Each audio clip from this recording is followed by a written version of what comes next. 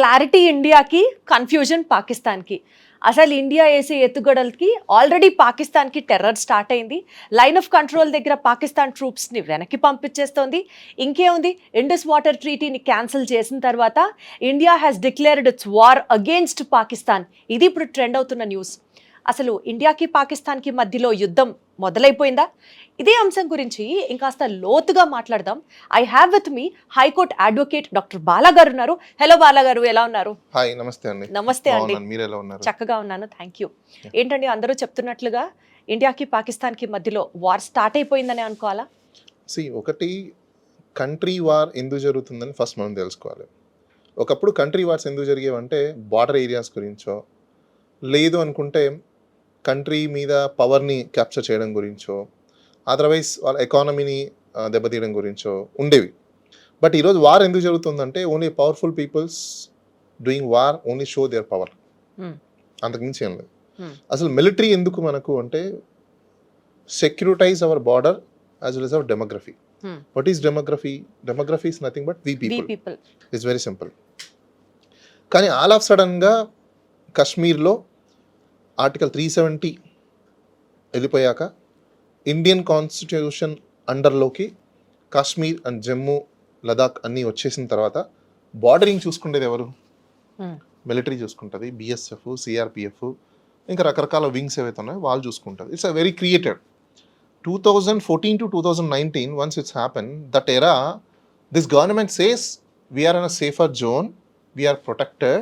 మన దగ్గర మిలిటరీస్ అంత స్ట్రాంగ్ అయిపోయింది. ఇప్పుడు వరల్డ్లో మనం బిగ్గెస్ట్ జోన్ సెంటర్లో ఉన్నాము, అంత పవర్లో ఉన్నాము, మనం ఎవరు టచ్ చేయలేరు, ఎవరు మన దగ్గర రాలేరు.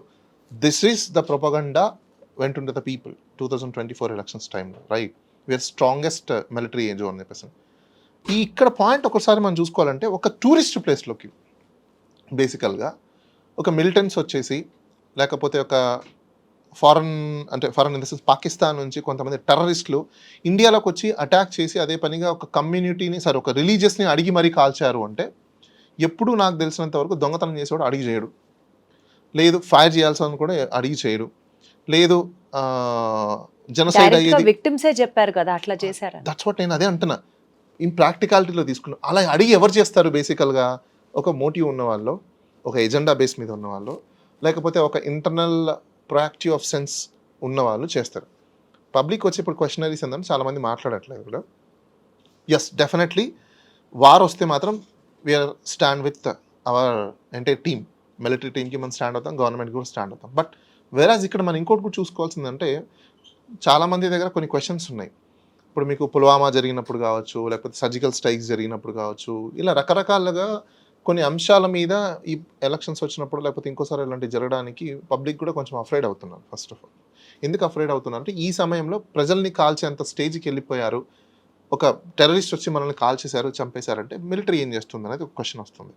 నిజంగా వార్ వచ్చేసిందంటే ఓకే, వార్ అనుకుందాం. సపోజ్ ఇప్పుడు ఎవరి మీద వార్ డిక్లేర్ చేయాలి? పాకిస్తాన్ మన మీదనా, ఇండియా వాళ్ళ మీద? పెహల్గామ్ అటాక్ ద్వారా వార్ డిక్లేర్ చేసినట్టే అనుకుంటే రిటాలియేటింగ్ వార్ ఆన్సర్ గా ఇండియా రెడీ అవుతోంది అన్నది పాయింట్. ఇప్పుడు రిటాలియేషన్ వార్ అన్నదానికి ఒక కాన్సెప్ట్ ఉంటుంది. బేసికల్ గా మనం చూసాం, రీసెంట్ గా మనం జరిగిన కొన్ని కంట్రీస్ వార్స్ చూసాం. ఎందుకు అంటే వాళ్ళ యొక్క పవర్ ని, బార్డరింగ్ ఏరియాస్ ని చూసుకొని వాళ్ళని కంప్లీట్ గా కంట్రోల్లోకి తెచ్చుకోవడం కోసం అని చెప్తున్నారు. ఇప్పుడు ఇక్కడ 2 థింగ్స్ ఉన్నాయి. నేషన్ డివిజన్ అనేది ఒకటి తీసుకోవడం, లేదంటే నేషన్ కొలాబరేషన్స్ అని ఒకటి తీసుకోవడం, అంటే కాన్ఫిడెన్స్ తీసుకోవడం అనేది 2 ఉన్నాయి. అంటే కాంగ్రెస్ చేయడం, కాంగ్రెస్ అంటే పార్టీ కాదు, కాంగ్రెస్ అంటే it's collaborations of all together. Now ఇప్పుడు నేషన్ కొలాబరేషన్ దేనికి? పంజాబ్లో మనకు ఇష్యూ నడుస్తుంది. ఇప్పుడు పంజాబ్ ఇష్యూ ఏంటంటే వాళ్ళు సపరేట్ కంట్రీని చేయండి అని అంటున్నారు. ఎందుకు సపరేట్ కంట్రీ చేయాలంటే they have their own reasons. Basically like మనము 1970s బంగ్లాదేశ్ని సపరేట్ ఏదైతే చేస్తున్నామో, పాకిస్తాన్ అటాచ్ నుంచి తీసేయడం. అసలు what is India we must understand. No, ఎప్పుడుదో 12th centuries 11th centuries అది ఈరోజు మాట్లాడుకుంటే that won't give an food and bread and butter to us. But we need to talk about the constitutional era and business rules era. ఈ business rules ఎరా అనేది ఎప్పటి నుంచి వచ్చింది అంటే, కింగ్డమ్ ఎరా కంప్లీట్ అయిన తర్వాత నుంచి, అది ముస్లిం కావచ్చు, హిందూస్ కావచ్చు, ఎవరైనా కింగ్డమ్స్ ఎరా కంప్లీట్ అయ్యాక బ్రిటిష్ బిజినెస్ రూలింగ్స్ అయితే ఎప్పుడైతే వచ్చిందో, ఈస్ట్ ఇండియా కంపెనీ రూలింగ్ అనే ఫార్మేషన్స్ మనకి ఎప్పుడైతే వచ్చిందో, అక్కడి నుంచి కొన్ని ఎస్టాబ్లిష్మెంట్ ప్రిన్సిపల్స్ అనేది మనకు వచ్చాయి. అంటే హ్యూమన్ ఈక్వాలిటీస్ కావచ్చు, కొన్ని రెస్పెక్ట్ థింగ్స్ కావచ్చు, సతీ సాగమని రకరకాలుగా. అంటే ఇండియన్స్ ఫైట్ చేసినా కూడా ఆ టైంలో ఉన్న గవర్నమెంట్ దాన్ని రికగ్నైజ్ చేయడం, దానికి కొన్ని యాక్ట్స్ తీసుకురావడము, కొన్ని రూల్స్ని ప్రిన్సిపల్స్ని తీసుకురావడం, ఇలాంటివి కొన్ని చేశారు. ఇప్పుడు ప్రజెంట్ మనము 14th centuries, 12th centuries, 11th centuries, 8th centuries ఆ యొక్క ఎరాలో ఉన్నది ఈరోజు మనం ఇంప్లిమెంట్ చేయాలంటే ఈరోజు డెమోగ్రఫీ కానీ లేకపోతే ఇప్పుడున్న నేచర్ కానీ సపోర్ట్ చేయాలి. Point number 1. ఆ సపోర్ట్ చేయని నేచర్ని మనం ఇప్పుడు అవి ఇంప్లిమెంట్ చేసామనుకుంటే ఏమవుతుందంటే సైకలాజికల్ ఇంబ్యాలెన్స్ జరుగుతుంది, ఇంటర్నల్ వార్ జరుగుతుంది. ఇంటర్నల్ వార్ జరిగితే ఏమవుతుందంటే డివిజన్ అనేది మొదలవుతుంది. మనం ఎక్కడైతే మనము కొలాబరేషన్ ఆఫ్ కాంగ్రెస్ అని అనుకుంటున్నామో అది డివైడ్ అయిపోయి డివిజన్ ఆఫ్ కంట్రీ అని. Collaboration of Congress in between India and Pakistan అయితే జరగదు. కాదు ఇంటర్నల్ అన్నట్టు. అందుకే ఇప్పుడు పాకిస్తాన్కి ఇండియాకి కాశ్మీర్ ఎలా అవుతుందో పంజాబ్ కూడా అలానే ఉంది.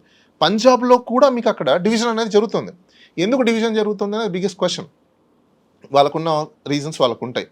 ఇప్పుడు ఈ బార్డరింగ్ ఏరియాస్ ఏవైతే ఉన్నాయో పాకిస్తాను, పంజాబు, జమ్మూ అండ్ కాశ్మీర్ ఇవన్నీ ఒకటే ఏరియాలో ఉన్నాయి. ఎందుకు పాకిస్తాన్ మోర్ స్పెసిఫిక్గా జమ్మూ అండ్ కాశ్మీర్ మీద పడింది, పంజాబ్ని ఎందుకు టచ్ చేయట్లేదు? వై అంటే ఏ కంట్రీ అయినా బార్డరింగ్ ఒకసారి చూసుకుంటే ఒక ఐడియాలజికల్ ఫ్రేమింగ్లో ఉన్న పీపుల్ అక్కడ ఉంటారు. ఏ రిలీజియస్లో అయినా, అది హిందూ కానీ, ముస్లిం కానీ, క్రిస్టియన్స్ కానీ. సో పంజాబ్లో మీకు it's a different zonal. Punjabis ఉంటారు, దాంట్లో హిందూ రకరకాలు ఉన్నారు పంజాబీస్లో. అది మనము సిక్ వాళ్ళని కొలుస్తూ ఉంటారు కాబట్టి. ఇక్కడ ముస్లిమ్స్ అల్లాని కొలుస్తారు, హిందూస్ దేవుడిని కొలుస్తారు. ఇప్పుడు ఈ పాకిస్తాన్ అటాక్ ఎప్పుడు చూస్తున్నా మనం ఏం చెప్తున్నామంటే కాశ్మీర్ అనే అంశం మీద తీసుకొచ్చినప్పుడు we need to say thanks of this BJP government. Article 370ని వాళ్ళు అబాలిష్ చేయడము, దెన్ అది పార్ట్ ఆఫ్ ఇండియా అయిపోవడం, ఇది అంతవరకు బాగుంది. ఇప్పుడు ఈ వార్ డిక్లేర్ చేస్తున్నారు కదా, ఈ వార్ నిజంగా జరుగుతుందా అనేది క్వశ్చన్. ఇప్పుడు జరిగితే బెనిఫిట్ ఏంటి, జరగకపోతే వచ్చే లాస్ ఏంటి, దానివల్ల మనకు ఎలాంటి యూజెస్ ఉంటాయంటే వార్ చేయాలంటే ఖచ్చితంగా మీకు యుఎన్ఓ ఇంటర్నేషనల్ లెవెల్స్లో మనమందరం అక్కడ ఒక మెంబర్గా ఉన్నాం కాబట్టి ఖచ్చితంగా కొన్ని ట్రెటీస్ రూల్స్ ఉంటాయి, దానికి సంబంధించిన కన్వెన్షన్స్ ఉంటాయి. వారు ఏ సందర్భాల్లో చేయొచ్చు ఏంటని కొన్ని లీగాలిటీస్ ఏంటి గారు అదే చెప్తాను. ఇప్పుడు ఒక కంట్రీకి కొన్ని ట్రెటీస్ రాసుకో ఉంటారు. అంటే అది వాటర్కి సంబంధించింది కావచ్చు, ఎకానమీ ట్రేడ్కి సంబంధించింది కావచ్చు, లేకపోతే క్రైమ్కి సంబంధించింది కావచ్చు. ఈ 3 అంశాలలో బార్డరింగ్ ఏరియాస్లో ఉంటాయి. ఈ బార్డరింగ్ ఏరియాస్ ఎక్కువ మీకు జంప్ అయిపోయిన తర్వాత ఫస్ట్ వాళ్ళు ఎప్పుడైనా కూడా మీకు రీకన్సిలియేషన్, ఆర్బిట్రేషన్స్ మధ్యలో ఉంది. ఆర్బిట్రేషన్స్ ఎందుకు నడుస్తుందంటే కూర్చొని ఫస్ట్ మాట్లాడుకొని అలాంటివి ఏమైనా ఉంటే సాల్వ్ చేసుకోవడం. అవి ఆర్బిట్రేషన్ ఫెయిల్యూర్ అయిపోయింది అన్న టైంలో నెక్స్ట్ లెవెలే వార్ అనేది. ఇప్పుడు ఆర్బిట్రేషన్ లెవెల్ దాటేసింది, వార్ అని డైరెక్ట్గా అంటున్నారు. ఇప్పుడు వార్ చేయాలన్నప్పుడు ఏ కంట్రీస్ మనకు సపోర్ట్ చేస్తున్నాయి, ఏ కంట్రీస్ వాళ్ళకి సపోర్ట్ చేస్తున్నాయి అనేది ఒక డిఫరెన్షియేట్ క్వశ్చన్ వస్తుంది. సెకండ్ వరల్డ్ వార్ జరిగిన తర్వాత మీకు అందరికీ తెలిసిన విషయమే, రెడ్ క్రాస్ సొసైటీ అనేది ఒకటి ఎస్టాబ్లిష్ అయింది. ఎందుకు అంటే హ్యూమన్ లైఫ్ చాలా ఇంపార్టెంట్. ఒకసారి హ్యూమన్ లైఫ్ పోయారు అంటే దాన్ని తీసుకురావడం చాలా కష్టం అని చెప్పేసి ఈ హ్యూమన్ లైఫ్ని సేఫ్గా చేయడానికి యుఎన్ఓ మధ్యలో వస్తుంది. ఇప్పుడు మనం యూఎస్ఏ ఉంది, యూఎస్ఏని పెద్దన్న పాత్రలో ఎందుకు పెట్టారు అంటే డెమోక్రటిక్ స్పిరిట్లో ఉన్న హ్యూమన్ లైఫ్ని నీ పవర్ కోసమో నా పవర్ కోసమో వాళ్ళని కిల్ చేస్తే ఆ హ్యూమన్ జనరేషన్ చేయాలంటే it takes time, decades together పడుతుంది. కాబట్టి వాళ్ళు కిల్ చేయకుండా మ్యాక్సిమం ఆపడానికి ట్రై చేస్తారు. ఇప్పుడు ఇండియా వార్ డిక్లేర్ చేసింది అనుకోండి, సపోజ్ కొంతమంది ఏమంటున్నారంటే పాకిస్తాన్లో ఉన్న మిలిటరీ వాళ్ళు ఇలాంటి చేయాల్సి వచ్చింది కాబట్టి ఇప్పుడు ఇండియా రిటాలియేట్గా మళ్ళీ ఇప్పుడు వార్కి సిద్ధమవుతుంది అని అంటున్నారు. వెరీ వెల్, బాగుంది. అసలు నిజంగా వార్ జరుగుతుందా? కొన్ని ఇప్పుడు మన వీడియోస్ ఏవైతే చూపిస్తున్నామో ఆ వీడియోస్లలో రిటాలియేట్గా వాళ్ళు ఇచ్చే ఫైరింగ్స్కి మనం రీఫైరింగ్ చేస్తున్నాము, రిటాలియేట్ ఫైరింగ్ చేస్తున్నాము. కానీ ఈ రిటాలియేట్ ఫైరింగ్స్ జరగడం వల్ల ఇండియన్లో ఇంకో క్వశ్చన్ ఏంటంటే మిలిటరీ వాళ్ళు రేస్ చేసిన కొన్ని వీడియోస్ని బేస్ చేసుకొని చెప్తున్నా, రిక్రూట్మెంట్ ఎందుకు చేయలేదు ఇప్పుడు దాకా? రిక్రూట్మెంట్ చేసేది పద్ధతి ఎందుకు ఆపేశారు? ఎందుకు రిక్రూట్మెంట్ చేయకుండా ఆపేసి అసలు మిలిటరీస్ని తీసుకోవాల్సిన రిక్రూట్మెంట్ జరగకపోవడం వల్ల ఇలాంటివి జరిగే అవకాశాలు కూడా, ఇది కూడా వన్ ఆఫ్ ద దెమ్ అని చెప్పేసి వాళ్ళు కూడా అంటున్నారు. దీంట్లో ఇంకోటి ఏంటంటే ఎక్కడైతే టూరిస్ట్ ప్లేస్ ఉందో అది అందరం మనం చూసాము, ఇట్స్ వెరీ వెంటిల్ ఏరియా. అంత వెంటిల్ ఏరియాలో ఆ మిలిటెంట్స్ కానీ లేకపోతే టెర్రరిస్టులు కానీ వచ్చి అదే పనిగా సెలెక్టివ్గా ఈ పీరియడ్లోనే టూరిస్టులని చంపడానికి ఎందుకు టార్గెట్ చేశారు అనేది బిగ్గెస్ట్ క్వశ్చన్. మన ఏరియా బార్డర్ని ఏ విధంగా దాటుకుని వచ్చారు, ఏం చేశారు అనేది అందరూ మాట్లాడుకున్నారు కదా. ఇండియన్ సెక్యూరిటీ ఫోర్స్ కూడా ల్యాబ్స్ ఉంది అన్నది అందరూ అడ్మిట్ చేసినటువంటి పాయింట్. ఇప్పుడు ఈ అడ్మిషన్ ఏవైతే ఉన్నాయో ఈ అడ్మిషన్స్ వల్ల సఫర్ అవుతున్నది ఎవరు? Absolutely public.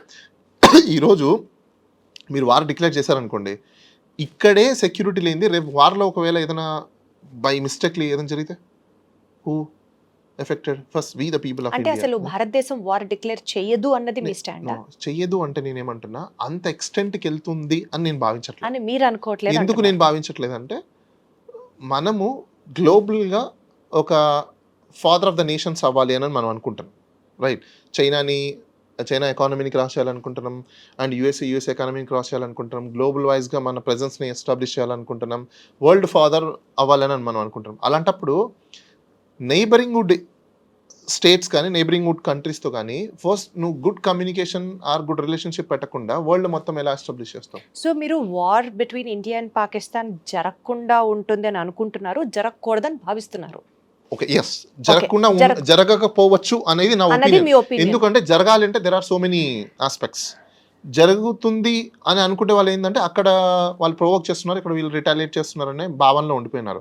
ఆ కంట్రీకి ఎంత అయితే భయం సార్ ఉంటుందో. ఇవాళ నిద్ర లేచిన తర్వాత from the newspaper to any media agency to any news channel we look up to కవ్వింపు చర్యలు పాకిస్తాన్ చేస్తున్నటువంటి యాక్షన్స్ ని మనకి మీడియా హౌసెస్ లో చూపిస్తూనే That's the ఉన్నారు, biggest- front and back, front that is and the back. that is the biggest mistake doing in this country, news agencies.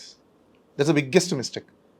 ఎందుకు అంటే అక్కడ కవ్వింపు చర్యలు కావచ్చు, ఇంకోటి కావచ్చు, పీపుల్ దగ్గర నుంచి వచ్చే వాస్తవానికి propaganda. పాకిస్తాన్ దగ్గర అంతటి యుద్ధ విమానాలు, న్యూక్లియర్ మిసైల్స్ ఉన్నాయో లేదో దేవుడికి ఎరుకు. కానీ పబ్జీ నుంచి కొన్ని వీడియోస్, అలాగే ఇంటర్నెట్ లో గేమింగ్ యాప్స్ నుంచి కొన్ని వీడియోస్ తీసుకొచ్చి ఇదిగో we are ready to fight with India అని చెప్పి వాళ్ళు ప్రమోట్. Pakistan has released video stating all these things మా దగ్గర ఉన్నాయి అని. అది ఒక ప్రముఖమైన ఒక ఇంగ్లీష్ న్యూస్ ఛానల్లో చూసి డూ యూ థింక్ భారతదేశం ఇంకా సైలెంట్ గా ఉండాలి అన్నదా పాయింట్? నేను సైలెంట్ పాయింట్ ఆఫ్ వ్యూ మాట్లాడట్లేదండి. ఇప్పుడు ఇండియా వార్ డిక్లేర్ చేసిందని అనుకుంది, సపోజ్ వాళ్ళకెంత నష్టం జరుగుతుందో యాజ్ ద సేమ్ థింగ్ మనకు కూడా అంతే నష్టం జరుగుతుంది. వార్ చేయడం ఇస్ వెరీ ఈజీ. ఎలాంటి సందర్భాలలో వార్ చేయాలి అన్నదానికి కొన్ని కండిషన్స్ ఉంటాయి. ఆ కండిషన్స్ లెవెల్ బ్రీచ్ అయిపోయినప్పుడు ఏంటి సార్ ఆ కండిషన్? అదే ఇంటర్నేషనల్ ట్రెటీస్ ఏవైతే రాసుకో ఉంటారో ఒక్కొక్క కంట్రీ, ఇప్పుడు ట్రేడ్ ఉంటుంది, లేకపోతే సెక్యూరిటీ ఉంటుంది, క్రైమ్ ఉంటుంది, లేకపోతే నేచర్కి సంబంధించిన ఉంటుంది, వాటర్ డిస్ప్యూట్స్ ఉంటుంది. ఇవన్నీ కూడా ఆ యొక్క బ్రీచెస్ జరిగినప్పుడు ఫస్ట్ మనకు ఇంటర్నేషనల్ కోర్ట్ ఒకటి ఉంది, దెన్ తర్వాత యుఎన్ ఒకటి ఉంది. యుఎన్ దగ్గర కూడా కొన్ని అవ్వలేదు అన్నప్పుడు ఇప్పుడు హడావిడిగా ఇక్కడ నుంచి ఉన్న ఎంబసీస్ వాళ్ళని ఇక్కడికి అక్కడ పంపించేస్తాం. ఎందుకు పంపించేసుకున్నారంటే ఇక్కడ మీరు లాజికల్గా ఆలోచించండి. జనాల్ని అటు ఇటు పంపించాం తప్ప మనం ఈజీగా వాళ్ళని ఏం చేయలే. ఎందుకు చేయలేదు? మనకు ఆ మంచితనం ఉంది కాబట్టి. ఆ కంట్రీ నుంచి కూడా పంపించారు కదా, పాకిస్తాన్ నుంచి కూడా ఇక్కడ వచ్చారు, మరి వాళ్ళు ఎందుకు చేయలేదు? థింక్ ఇప్పుడు అక్కడ చేయలేదు, ఇక్కడ చేయలేదు. ఎందుకంటే there is some agreements, there is some rules. ఆ రూల్స్ ని ఫాలో అయిన మీరు ఇప్పుడు అడ్వకేట్ కదా, సో ఏదైతే మీరు ఆ ట్రీటీస్ బ్రీచ్ చేశారు అని అనుకుంటే ఆ పొజిషన్కి వెళ్తే అప్పుడు వార్ డిక్లేర్ చేస్తామని ఏదైతే మీరు చెప్తున్నారో, ఇండియాకి పాకిస్తాన్కి మధ్యలో ఉన్న ఆ ట్రీటీస్ని ఇప్పటి వరకు ఏం బ్రీచ్ చేశారు ఆర్ చేయబడ్డాయి, వాటి గురించి ఏమైనా చెప్పగలరా? ఇప్పుడు బార్డరింగ్ క్రాసింగ్ అనేది చేసి ఇప్పుడు మన ఇండియాలో ఉన్న ఒకసారి కాదు multiple times Pakistan, but every time we are in patience, we are not retaliate them. Now second thing, ఇప్పుడు ఏంటంటే మన వాళ్ళు ఇప్పుడు ఇండియా వాటర్ ఏదైతే ఉందో వాటర్ రిలీజ్ స్టాప్ చేయడం ఒకటి, రిలీజింగ్ ఒకటి. ఇప్పుడు స్టాప్ చేయడం వల్ల ఇప్పుడు ఆ కంట్రీలో ఉన్న పబ్లిక్ అందరూ యాజిటేషన్ స్టార్ట్ చేశారు, బట్ అది ఏ స్టేజ్కి వస్తుందని వీ డోంట్ నో. దెన్ తర్వాత మన వాళ్ళు కూడా ఆల్ ఆఫ్ సడన్ గా కొంత వాటర్ గేట్ ఎత్తేసి అక్కడ ఫ్లోట్స్ రావడానికి రీజన్స్ ఉన్నాయి. ఇప్పుడు ఇలాంటివి చేసినప్పుడు ఏమవుతుందంటే కామన్ సిటిజన్, ఒక కంట్రీలో ఉన్న సిటిజన్ ఎప్పుడైతే పెయిన్ తెప్పిస్తామో వాళ్ళందరూ they start raise a war. So ఇప్పుడు వార్ రావడానికి సిచ్యువేషన్ ఉన్నాయి, డెవలప్ అవుతుంది అని డెవలప్ అవుతుంది. కానీ ఇక్కడ మనం చూసుకోవాల్సింది ఏంటంటే డెవలప్ ఆటోమేటిక్ గా జరుగుతుందా, మ్యాన్ మేడ్ జరుగుతున్నాయా క్వశ్చన్. ఆటోమేటిక్ గా జరిగింది అనుకోండి, దట్స్ ఫైన్. కానీ ఇక్కడ ఏమవుతుందంటే మ్యాన్ మేడ్ క్రియేషన్స్ ఆఫ్ జరిగిన, మ్యాన్ మేడ్ క్రియేషన్స్ జరగకుండా ఏం జరగాలంటారు సార్? ఇప్పుడు for example Pahalgam attack Pakistan వాళ్ళు చేశారు, సో ఇప్పుడు India what has to do it? ఇప్పుడు నేను ఏమంటున్నా, ఇండియా అలా వార్ చేయాల్సి ఇప్పటి నుంచి కాదు, 1947 నుంచి ఇండిపెండెన్స్ వచ్చిన తర్వాత నుంచి కూడా మనకు ఇలాంటివి జరుగుతున్నాయి కామన్ గా. కానీ ఫస్ట్ ఇనిషియల్ రెస్పాన్సిబిలిటీ ఎవరిది? It's our responsibility. When we fail our responsibilities, we are not discharged, then we have to think out first of all how far fit the war, whether we are fit for the war or not is a question. Okay, after war, after declaration of war, if war is gone, then what next? ఇది ఆలోచించాలి. Okay, ఒక prime minister ఉన్నారు, war declare చేశారు, బాగుంది, 1 year war నడిచింది, then after that what? It's a question. దానికి solution ఎక్కడ? ఇప్పుడు ఈ ఒక పబ్లిక్ దగ్గరకు వచ్చేసి వాళ్ళు ఇలా చేస్తున్నప్పుడు, ఒక మిలిటెన్స్ వచ్చేసి మన ఇండియా కంట్రీలోకి వచ్చేసి పబ్లిక్ని షూట్ చేసేసి ఒక 20 మందినో 30 మందినో 40 మందినో మనం చంపేసినప్పుడు మన యాక్షన్స్ ఏంటి? వాళ్ళ మీదకి వార్ ఇచ్చాము, కానీ దీన్ని ఎక్కడ స్టాప్ చేస్తారు ఇప్పుడు అనేది క్వశ్చన్. ఇప్పుడు మీరు అన్నట్టు వాటర్ వార్ ఒకటి నడుస్తుంది మనకు. వాటర్ని మొత్తం కొంచెం వదలడం, వాటర్ వదలకపోవడం అనేది. ఇప్పుడు అక్కడ ఉన్న పబ్లిక్ కూడా హెజిటేషన్ స్టార్ట్ చేసినప్పుడు ఆ కంట్రీ కూడా వరల్డ్ని అప్రోచ్ అవుతుంది, యూఎన్ అప్రోచ్ అవుతుంది. కుదరకపోతే వాళ్ళు డిక్లేర్ చేస్తారు. But how long this is takes అనేది మోర్ ఇంపార్టెంట్. రైట్. దానికి ఒక సొల్యూషన్ ఆస్పెక్ట్స్ లేకపోతే వరల్డ్లో what could be the probable solution aspects? I think some probable solutions అండి, and sit together of both the countries and talk each other, because the war is not that easy.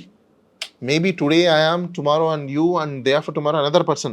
But ఇక్కడ point ఏంటంటే every time ఈ prime ఉన్న ప్లేసెస్లో ఉన్న వాళ్ళ ideology వల్లనో లేకపోతే వాళ్ళ యొక్క దీని వల్లనో పవర్ వల్లనో ఇలాంటివి జరుగుతున్నాయి. ఏ కంట్రీకైనా, not only the India, any country you take up. ఒకరి వల్ల ఎందుకు మిగతా డెమోగ్రఫీ అంతా సఫర్ అవ్వాలి? Why we need such kind of ideological aspects? అంటే do you really think Pakistan army major Hmm.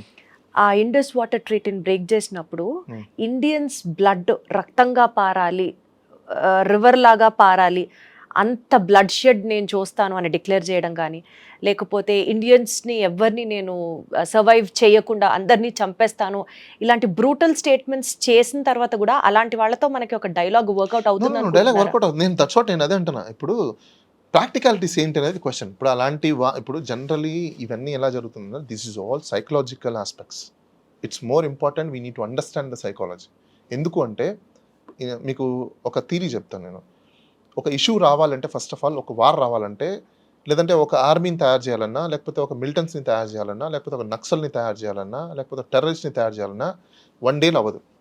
It is a ideological train. We have to train them ideologically. ఒక ideological train చేసి ఒక టీమ్ని ఫామ్ చేసి ఆ formation team ద్వారా ఆ ఐడియాలజీని కొట్టడం కోసమే మనం మనుషుల్ని కిల్ చేస్తాం. ఇక్కడ నేనేమంటే పాకిస్తాన్ ఏ ఐడియాలజీ బేస్ మీద ఉంది, ఐడియాలజీ ఏంటి, మనం ఐడియాలజీలో ఎందుకు ఫిట్ అవ్వలేదు, మన మీద ఎందుకు వారికి వస్తున్నారు వాళ్ళు? స్ప్రెడ్ ఆఫ్ ఇస్లాం మనం ఒప్పుకోవట్లేదు. స్ప్రెడ్ ఆఫ్ ఇస్లాం మన దగ్గరికి ఎందుకు వస్తుంది? That's a problem. Why I'll tell you. India it's United States and we the people different caste, religious caste, culture and religious రకరకాలుగా ఉన్నాం. ఇప్పుడు ఈ రకరకాలుగా ఉన్న దాంట్లో ఎవరు వాళ్ళ మతానికి సంబంధించిన స్ప్రెడింగ్స్ చేసుకోవడం, ఎవరు మతానికి సంబంధించిన వాళ్ళు ప్రీచ్ చేసుకోవడం, constitution is given a protection for us. But ఇండియాలో గత 10 సంవత్సరాల నుంచి మీరు ఒకసారి చూసుకుంటే ఒక టైప్ ఆఫ్ రిలీజియస్ టెర్రరిజం అనేది ఒకటి స్టార్ట్ అయిపోయింది మనకు.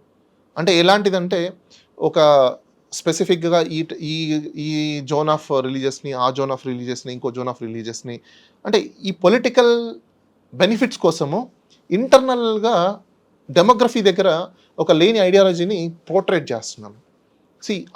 భారతదేశం పోర్ట్రేట్ చేస్తుంది మన ఇండియాలో జరుగుతుంది ఇది. ఇప్పుడు మనం అందరం చూస్తున్నాము. న్యూస్ తీసుకుంటే ఈరోజు కొన్ని అసోసియేషన్స్ ఉన్నాయి, కొన్ని గ్రూప్స్ తయారయ్యాయి రకరకాల అన్ని రిలీజియస్లో, అంటే Hindu, Muslim, Christians everywhere saying that నేను నా జాతిని కాపాడుతాను. Who are you to say first of all నేను కాపాడుతాను? నువ్వు ఎవరు కాపాడడానికి? అంటే జస్ట్ బికాజ్ మనలో ఈ యూనిటీ లేకపోవడం వల్ల it is given Pakistan and upper hand is what you say. Absolute. ఎందుకంటే మనము హిందూ, ముస్లిం, క్రిస్టియన్, జైన్ అందరం కలిసి ఉన్న ఒక యునైటెడ్ స్టేట్స్ మంది. అందుకే ఇండియా ఇస్ యునైటెడ్ స్టేట్స్ అంటారు. Unity diversity, right. అందుకే దీని సెంట్రల్ గవర్నమెంట్ అనేది ఏదైతే ఉందో దాన్ని ఒకసారి మనం చూసుకుంటే యూనియన్ ఆఫ్ ఇండియా అంటారు. Why we call union of India? Many We are cultures, unions, many many states, castes, many states, right? We get united as a nation. That beautiful in the world, different type of religious, different type of caste, different type of culture, different type of creed, different type of color, inni differentiates unna, inni diversities unna, but we are in a unite. ఈ యూనిట్ని break down చేసుకుంటూ పోతే ఏమైపోతుందంటే, world divided అంటే 3 religious, Hindu, Muslim and Christian. Nepal, some other countries is there, they follow Hindu gods or Hindu culture, these kind of things. But we never feel, and they never feel that somebody, Muslims ఎవరో వచ్చేసో, Christians ఎవరో వచ్చేసో మనం లేదా, అది మార్పు అనేది ప్రజలు వాళ్ళు decide చేసుకునేది. ఇక్కడ నేనేమంటున్నాను, వాడి ఇంటర్నల్ ఆఫ్ లైఫ్లోకి పాలిటిక్స్ వెళ్ళడం ఏంటి? రైట్. ఇప్పుడు నేను ఉన్నాను, what is religious? First of all, what is God? God is a belief system. Your belief system for what? For your benefit. If your belief system it's not getting benefit, who compel you to continue that? You can change or you can modify your belief system. So మనలో మనం అలా కొట్టుకు చావడం వల్ల Pakistan is getting easier route అన్నది మీ point. Point noted sir, point noted. But basically political సినారియోలో మాట్లాడితే రీసెంట్గా ఒక 24 hours to 2 days బ్యాక్ జరిగినటువంటి ప్రైమ్ మినిస్టర్ మోడీ గారు హీడింగ్ ఆల్ ది మిలిటరీ హెడ్స్తో పాటు అమిత్ షా గారితో పాటు అలాగే ఫారెన్ అఫైర్స్ మినిస్టర్ వీళ్ళందరితో పాటు ఒక మీటింగ్ కండక్ట్ చేయడం. ఇలాంటి మీటింగ్ గతంలో ఒకసారి కండక్ట్ చేసిన వెంటనే we had a surgical strike happening. So ఇప్పుడు మళ్ళీ ఈ మీటింగ్ జరిగింది కాబట్టి ఒక మేజర్ అనౌన్స్మెంట్ మనం వినబోతున్నాం, ఆర్ ఒక మేజర్ ఎమర్జెన్సీ సిచ్యువేషన్లోకి we're landing, or India is like వార్కి ఆల్ సిగ్నల్స్ అహెడ్, మోడీ చెప్పేశాడు సిగ్నల్స్ ఇచ్చేయమని చెప్పి, ఇంకా we have to get ready for the war అని ఒక వార్త నడుస్తుంది. ఇందులో వాస్తవం ఎంత ఉంది? What you have to say? See, I'll tell you one thing, ma'am.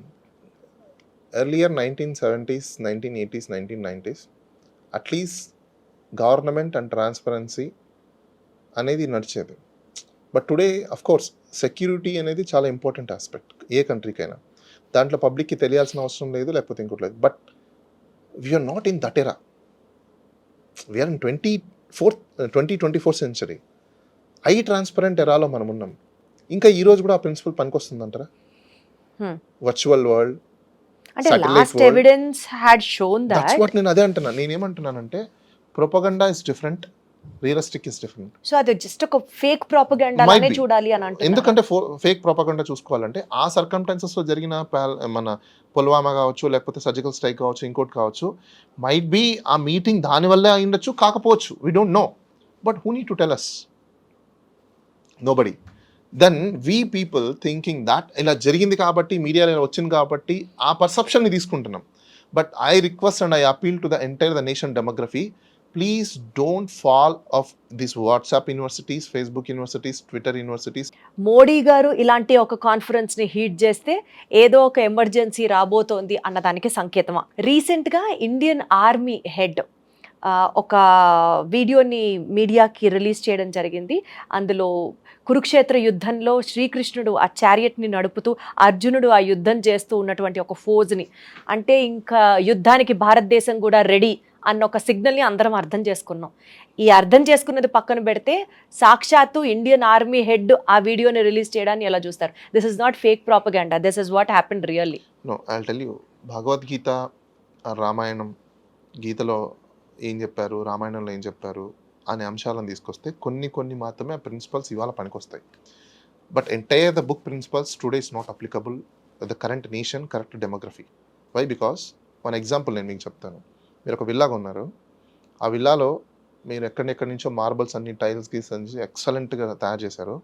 ఇప్పుడు అక్కడ నేను ఇంకా సేమ్ నా ఓల్డ్ కల్చర్ని నేను ఫాలో అవ్వాలి అని అనుకుని అక్కడ పేడ చల్లి ముగ్గులేస్తే అందరు జారి కింద పడతారు. హాస్పిటల్ బిల్ ఎక్కువ అవుతుంది అప్పుడు మీ ఇంటి ఖర్చు కంటే. At the same time wars కానివ్వండి, ప్రిన్సిపల్స్ కానివ్వండి, లేకపోతే వార్లో ఉన్న కొన్ని సిచ్యువేషన్స్ కానివ్వండి, ఆ రోజు గన్నులు లేవు, బాణాలు ఉన్నాయి. ఇప్పుడు అదే ప్రిన్సిపల్ని తీసుకుంటే మళ్ళీ రథాలని తీసుకురావాలి, హార్సెస్ని తీసుకురావాలి, ఎలిఫెంట్స్ని తీసుకురావాలి, ఇవన్నీ ఫాలో అవ్వాలి. అంటే ఆ వీడియో ఉద్దేశం ఏమై ఉంటుంది? నేను అదే అంటే ఇదే ఐడియాలజికల్. నేను అదే అంటున్నా, అదే అంటాను సార్. పెనిట్రేషన్ ఆఫ్ ఐడియాలజికల్ అంటున్నాను. So what is your idea behind that అంటున్నా? That ideological only to benefit and strengthen of a group of people to benefit the political seat or political power. అంతకుమించి ఇంకోటి లేదు. అంతకుమించి ఏం లేదు అక్కడ. Why for it? Tell me. Rule for the nation, that's it. Okay, you're saying that principal or poet or whatever you say, ఇప్పుడు దాకా ఇండియాలో ఉన్న ఒక్క బెగ్గర్ని మార్చగలిగిందా? If you go outside till today also you can see a number of beggars there. ఒకప్పుడు కోవిడ్లో ఇండియాకి Trump కూతురు వస్తే లాంగ్ బ్యాక్ హైదరాబాద్లో ఉన్న బెగ్గర్స్ని మొత్తం తీసుకెళ్ళి లోపలేశారు. మళ్ళీ బయటికి వెళ్ళి వచ్చారు. అంటే ఎవరో కంట్రీ ఒక డెలిగేట్ మన దగ్గరికి వస్తే మాత్రం బెగ్గర్స్ గుర్తొస్తారు, లేదు అంటే యాజ్ యూజువల్. అంటే మీరు ఏం చెప్పాలనుకుంటున్నారు ఇక్కడ? ఏం చెప్పాలని అనుకుంటున్నారంటే మిమ్మల్ని మీ మైండ్స్ని తెలియకుండానే somebody's playing by the name of caste, by the name of religious, by the name of nation, by the name of unity. Are the four ideology injecting your mind and getting benefit someone else. Wake up, this is the right time, understand what is reality and to understand what is the political agenda concept then think what is right or wrong. So ఇప్పుడు పాకిస్తాన్ మనకి ఇచ్చినటువంటి Pahalgam attack కి in fact అది పాకిస్తానా లేకపోతే పాకిస్తాన్ పక్కన ఉన్న బలూచిస్తానా, బలూచిస్తాన్ చేయించిందని కాసేపు పాకిస్తాన్ దాని మీద బ్లేమ్ వేయడం, Balochistan to adapt its own independency, మేమే అటాక్ చేసాము అని చెప్పడం, ఇట్లా whatever be the scene, what has India do today do now? I'll tell you one thing only. Without getting a proper evidence or proper information, you did not find out who is there and who is that buddy and whose team it is. Somebody claiming. So మీరు కూడా పాకిస్తాన్ చేసిందని అనుకోవట్లేదు అయితే? నేను అదే అంటున్నా, ఎవరు అనేది మీరు ఫైండ్ అవుట్ చేయకుండా how you straightly declare that war is a question. Pakistan army head announce చేశాడు కదా సార్, ఇంకొన్ని రోజుల్లో ఈ అటాక్ జరగబోతుంది అని, అండ్ ఇట్ హ్యాపెండ్ కదా. నేను మళ్ళీ మీకు అక్కడికి వస్తున్నా. పాకిస్తాన్ ఎప్పుడు అలాంటి స్టేట్మెంట్స్ ఇచ్చినప్పుడు మన ఇంటెలిజెన్స్ ఏం చేస్తుంది, ఇంటెలిజెన్స్ అలో ఎలా చేసింది? నా క్వశ్చన్ ఏం చెప్తున్నానంటే, నేను స్పెసిఫిక్గా వాళ్ళని ఇప్పుడు దాకా పట్టుకున్నారా? ఇప్పుడు ఇంటర్నేషనల్ ఇప్పుడు వార్ చేస్తారండి, నేను కాదనట్లేదు. ఇప్పుడు మనం ఏమి ఇంకా 16th సెంచరీలో లేము. ఇప్పుడు ఇలాంటి వరల్డ్ వార్ జరిగిన తర్వాత మళ్ళీ యుఎన్ఓ దగ్గరికి వెళ్తాం, ఇంటర్నేషనల్ కోర్ట్కి వెళ్తాం, డ్యామేజెస్ క్లెయిమ్ చేస్తాం, ఇవన్నీ ఉంటాయి right. Legally will go everything after war also. నేనేమంటాను, బేసిస్ ఆఫ్ ఎవిడెన్స్ లేకుండా మీరు ఎలా ఇది చేస్తారనేది నా క్వశ్చన్. నేను లీగల్ పాయింట్ ఆఫ్ వ్యూ అడుగుతున్నా. ఇప్పుడు ఒకరి మీద వార్ డిక్లేర్ చేయాలి, ఓకే ఎవరో డిక్లేర్ చేశారు, స్పీచెస్ ఇవ్వడము, మీడియాలో త్రో చేయడము, it's not that right. You need a solid. ఇప్పుడు తను ఎవరు, కజబ్ ఉన్నాడండి, కజబ్ని ఎలా పట్టుకున్నాం? అక్కడ బాంబ్ బ్లాస్ట్ జరిగింది, కజబ్ని పట్టుకున్నాం, ట్రయల్ నడిచింది, దెర్ ఈస్ ఎవిడెన్స్ ఎవ్రీథింగ్, దాన్ని ఉరేసాం, దట్స్ ఓకే. ఇప్పుడు నేనేమంటున్నా, వీళ్ళు ఎక్కడవా, ఎవరైతే ఈ మిలిటెంట్స్ ఉన్నారో, టెర్రరిస్టులు ఉన్నారో, though who shooted, where is they? They went out, or there here, or where they? మరి పాకిస్తాన్ ఎందుకు భుజాలు తడుముకుంటుంది? నేను అదే అంటున్నా.